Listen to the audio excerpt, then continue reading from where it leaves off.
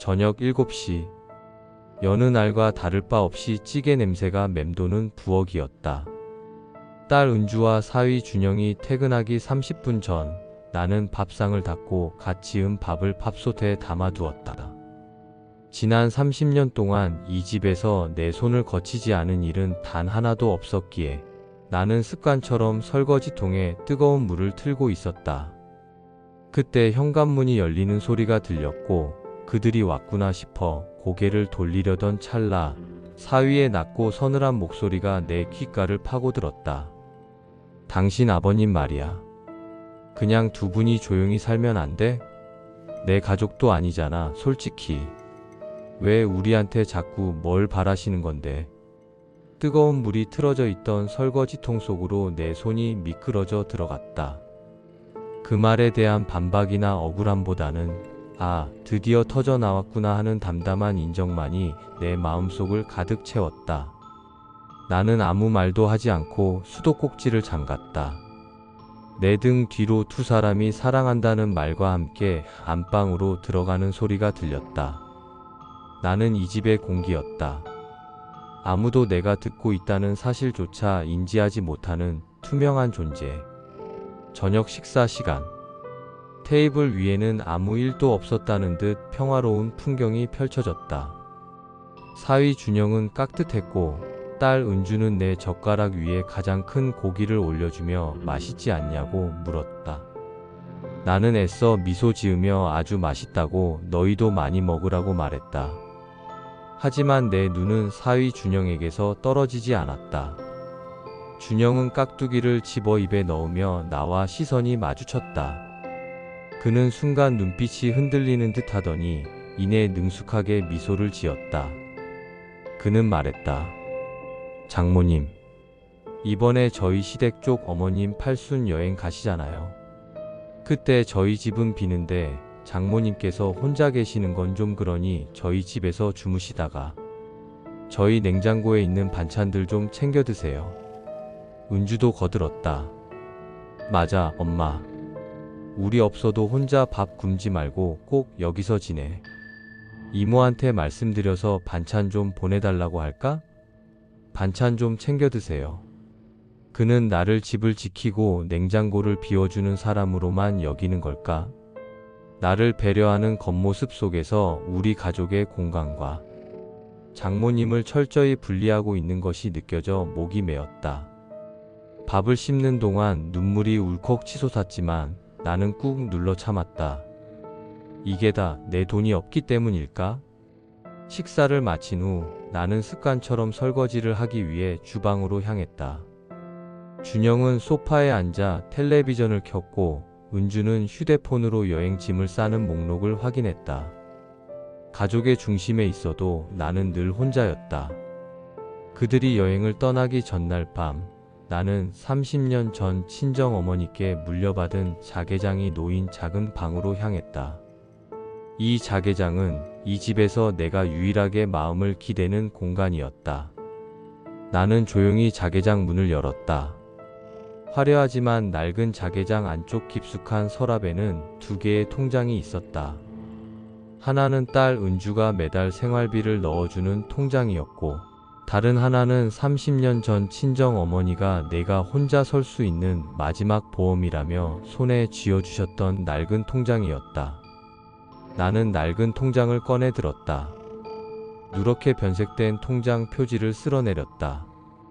이 통장은 내가 이 가정을 위해 숨 쉬는 동안에도 끊임없이 아주 조금씩이지만 불어나고 있었다. 내가 숨겨온 시간이었다. 통장 마지막 페이지에 깨알 같은 글씨로 30년 전 누군가가 수기로 적어 넣었던 글씨가 보였다. 이혼. 그 두 글자는 마치 내 심장을 후벼 파는 듯 했다. 내가 가족에게 버림받을까 두려워 숨겨온 친정어머니의 숨겨진 과거이자 나의 불안이었다. 사위의 차가운 말이 바로 이 통장을 없애버려야 한다는 결심을 굳게 만들었다. 이제 나 혼자 설 때가 된 것이다. 창밖으로 어둠이 깊어졌다. 나는 낡은 자개장을 멍하니 바라보았다. 내일이면 사위 식구가 집을 비울 것이다. 그들이 돌아왔을 때 이 집에는 더 이상 짐이 되는 나도 그들이 탐낼 만한 재산도 남아있지 않을 것이다. 나는 통장을 꽉 쥐었다. 이 모든 것을 정리해야 할 시간이 코앞으로 다가왔다. 딸과 사위가 여행을 떠난 다음 날 아침, 집은 기묘할 정도로 고요했다. 현관문이 닫히는 소리를 들은 뒤에도 나는 한참 동안 거실에 앉아 텅 빈 냉장고를 바라보았다. 그들이 남겨둔 메모에는 엄마, 반찬 꼭 챙겨 드세요. 라는 딸의 글씨가 맴돌았지만 내 눈에는 어제 사위의 내 가족도 아니잖아요 라는 말이 더 선명하게 박혀 있었다. 그들이 내게 준 배려는 결국 나를 이 집의 경계 밖에 두겠다는 선언이었다. 나는 그제야 온전한 자유를 느꼈다. 짐이 되지 않고 누구에게도 짐을 지우지 않는 삶. 나는 방으로 돌아와 자개장 깊숙한 곳에서 낡은 통장을 꺼냈다. 어제 밤새도록 생각했던 계획을 실행할 시간이었다. 30년간의 세월이 압축된 이 통장은 내가 버틸 수 있었던 마지막 자존심이자 이 집을 떠날 수 있는 유일한 무기였다. 나는 망설임 없이 은행으로 향했다. 은행원은 내 통장의 액수를 확인하고 놀란 표정을 감추지 못했다. 고객님, 이 금액을 모두 해지하시고 사회복지재단에 기부하신다니 다시 한번 확인하시겠어요? 수수료나 복잡한 절차를 설명하는 그의 말이 웅얼거리는 소리처럼 들렸다. 내가 서류에 서명을 하는 동안 그는 친절한 얼굴로 혹시 자녀분들이 아시냐고 물었다. 나는 미소 지었다. 걱정 마세요. 가족들에게는 이미 제 몫을 다했습니다. 사실 나는 은주와 준영을 위한 다른 통장도 함께 해지했다. 딸이 매달 꼬박꼬박 생활비를 넣어주던 그 통장 말이다. 그 돈을 다시 딸의 명의로 돌려놓았다. 나는 그들에게 짐을 지고 싶지 않았고 그들의 도움을 받은 채 떠나고 싶지도 않았다. 내가 해지한 것은 재산이 아니라 가족으로부터 인정받고 싶었던 오랜 욕심이었다. 집으로 돌아오는 길, 문득 친정어머니의 자개장이 눈에 들어왔다. 통장을 정리했으니 이제 남은 것은 이 자개장 속 가족사의 진실이었다. 이 자개장은 단순한 가구가 아니었다. 내 어머니가 30년 전 이혼 후 이 집에서 홀로 일어서야 했던 고독한 역사였다. 그 안에는 어머니가 숨겨온 이혼 서류와 함께 내 친아버지에게 보낸 편지들, 그리고 나 혼자 살아도 괜찮다고 스스로를 다독이던 일기들이 있었다. 어머니는 그 자개장을 내게 물려주시면서 이렇게 말씀하셨다. 내가 정말 힘들 때 이 속에 내가 살아야 할 이유가 담겨 있을 게다. 나는 자개장 속 물건들을 꺼내 정리하며 깊은 슬픔에 잠겼다. 어머니의 삶이 곧 내 삶의 예고편 같았다. 그들의 여행이 끝날 무렵 나는 모든 것을 정리하고 자개장만 들고 작은 시골 마을로 떠날 준비를 마쳤다. 딸 은주에게는 단 한 줄의 짧은 메모만 남겼다. 엄마의 통장은 너에게 돌려주었다. 이제 엄마는 너희에게 아무런 짐이 아니다. 너희의 삶을 살아라. 이틀 뒤 여행에서 돌아온 딸 부부는 텅 빈 집과 냉장고를 확인한 후 곧바로 내가 두고 간 메모를 발견했다. 딸의 전화가 쉴 새 없이 울렸지만 나는 받지 않았다. 잠시 후 사위 준영에게서 온 격앙된 문자를 보았다. 장모님, 이게 무슨 짓입니까? 저희에게 재산을 숨기거나 압박하려는 의도입니까? 저희가 장모님을 어떻게 생각한다고 이렇게까지 하실 수 있어요? 그들의 문자를 읽는 동안 나는 내가 원하는 것은 인정이었는데 그들은 여전히 돈으로 오해하고 있구나 하는 슬픔과 함께 묘한 안도감이 밀려왔다. 이제 그들의 오해는 나의 자유를 더욱 견고하게 만들어줄 것이다. 나는 핸드폰을 껐다. 창밖으로 마지막 가을 햇살이 비추는 동안 나는 텅 빈 방에 놓인 낡은 자개장을 가만히 끌어안았다. 나는 그들의 문자를 확인한 후 핸드폰을 껐다. 시계는 새벽 4시를 가리키고 있었다. 텅 빈 집에 남겨진 것은 오직 나 자신과 친정어머니의 낡은 자개장뿐이었다. 짐을 싸는 일은 간단했다.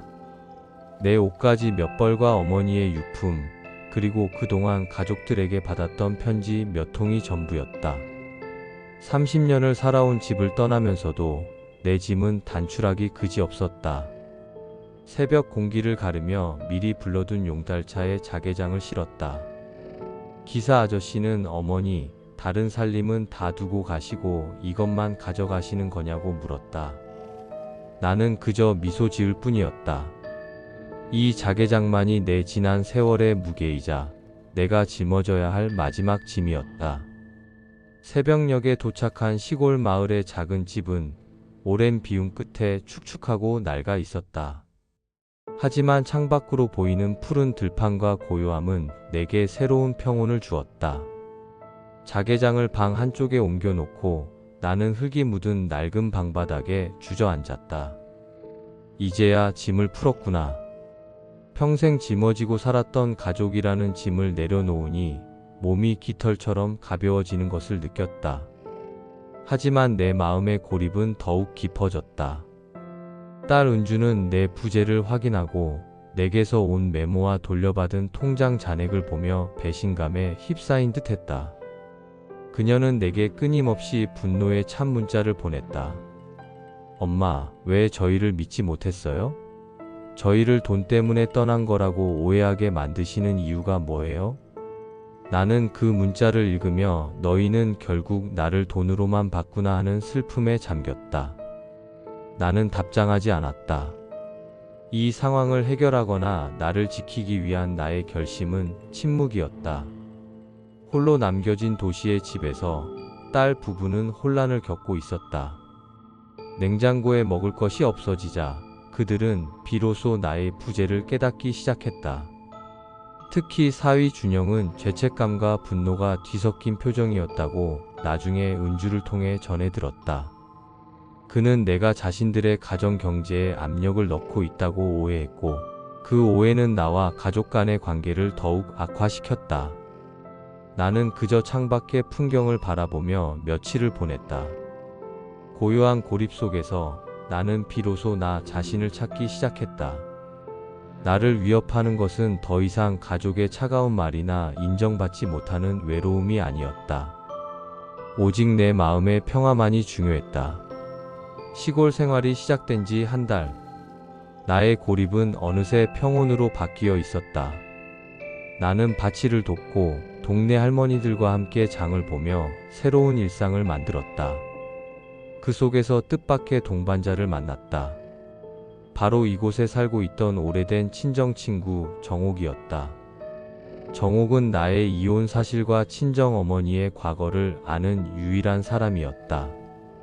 정옥은 내게 따뜻한 잔소리를 퍼부었다. 너 이렇게 혼자 잠수 타면 딸은 평생 엄마 오해하고 살 거야.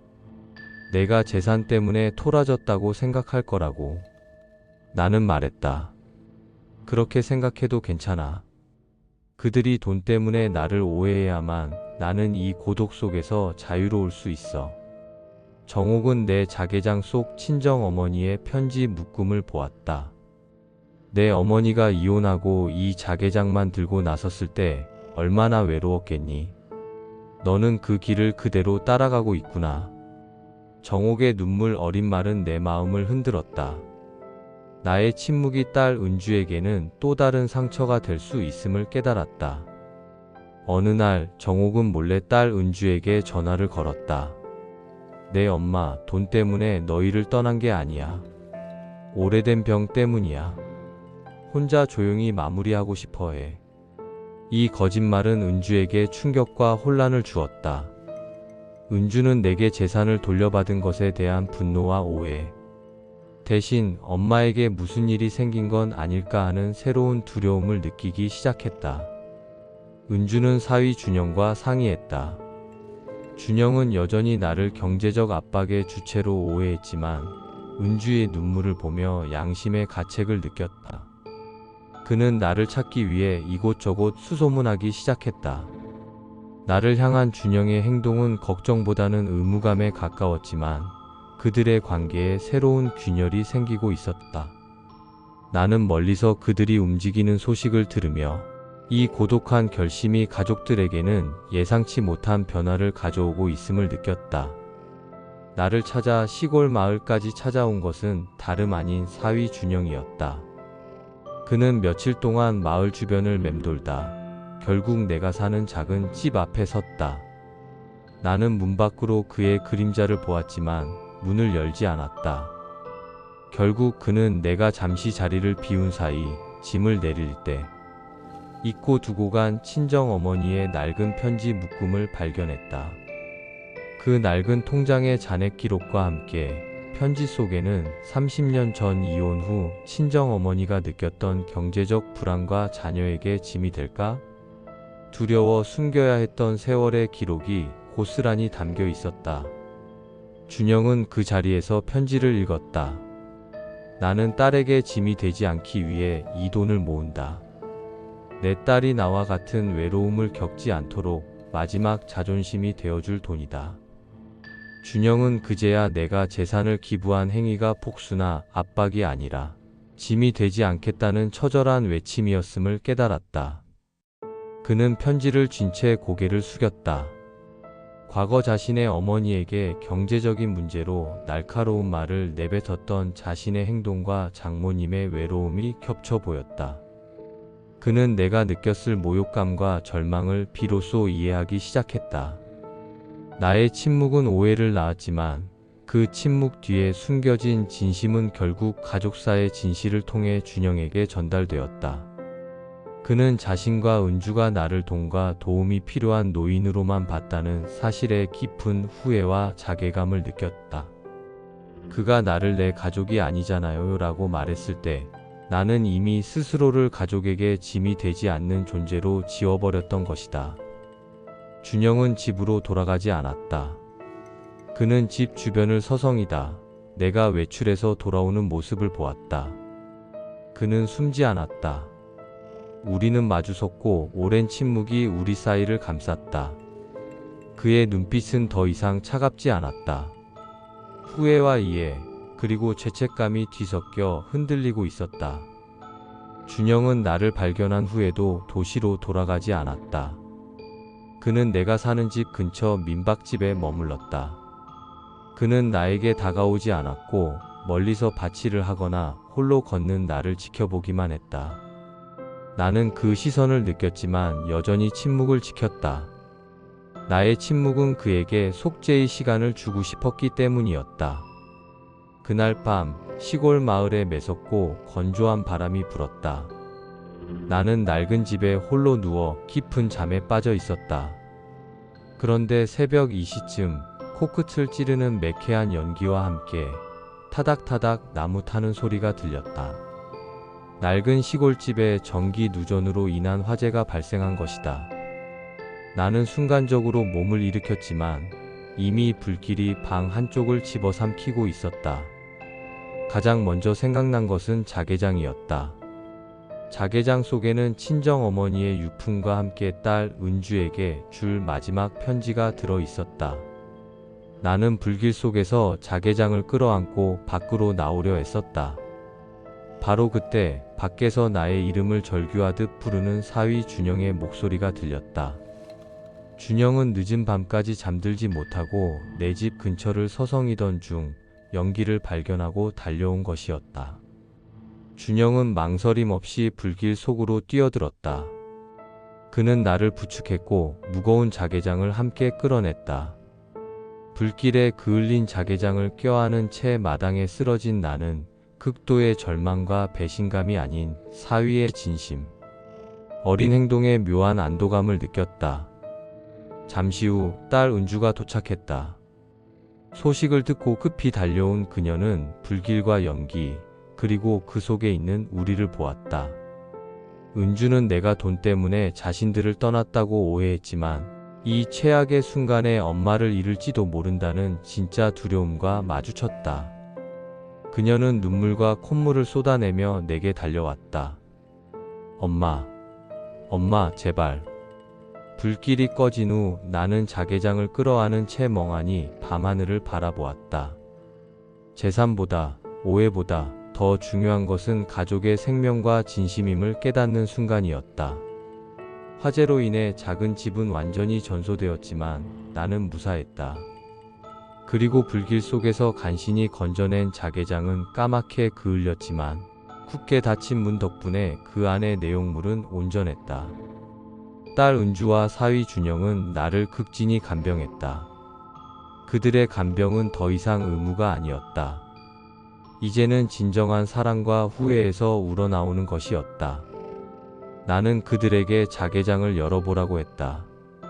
그을린 자개장 문이 열리자 그 안에서 나온 것은 30년 전 이혼 서류와 친정어머니의 일기장, 그리고 나의 마지막 편지였다.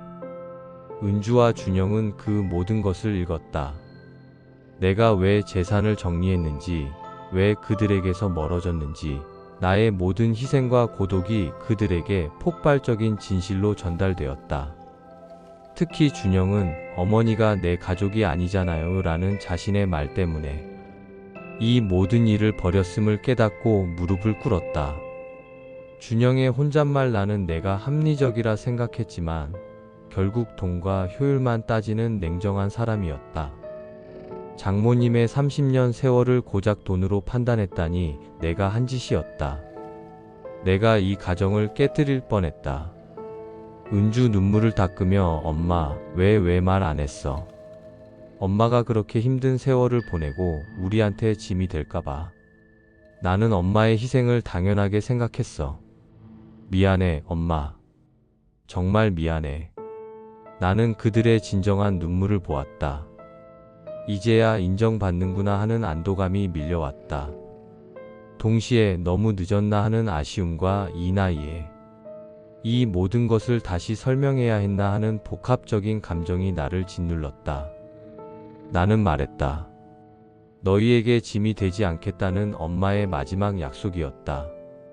너희에게 내 삶의 무게를 지우고 싶지 않았다.